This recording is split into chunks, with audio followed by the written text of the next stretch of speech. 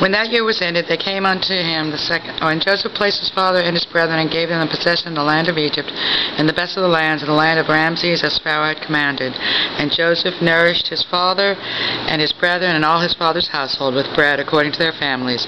And there was no bread in all the land, and all the land of Canaan fainted by reason of the famine.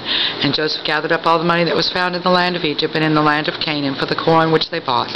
And Joseph brought the money into Pharaoh's house. And when money failed in the land of Egypt and in the land of Canaan, all the Egyptians came unto Joseph and said, Give us bread, for why should we die in thy presence?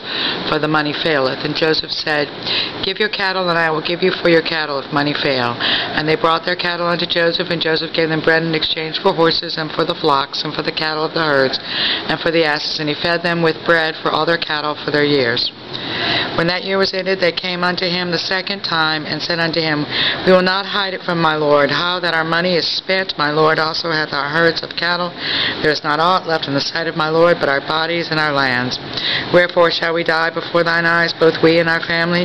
Buy us and our land for bread, and we and our land will be servants unto Pharaoh, and give us seed, that we may live, and not die, that the land be not desolate.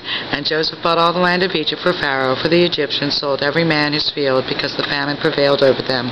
So the land became Pharaoh's. And as for the city, he removed them to the cities, from one end of the borders of Egypt even to the other end thereof. Only the land of the priests bought he not, for the priests had a portion assigned them of Pharaoh, and did eat their portion which Pharaoh gave them, wherefore they sold not their lands. Then Joseph said unto the people, Behold, I have bought you this day and your land for Pharaoh. Lo, here is the seed for you, and you shall sow the land. And it shall come to pass in the increase that you shall give the fifth part unto Pharaoh, and 4 parts shall be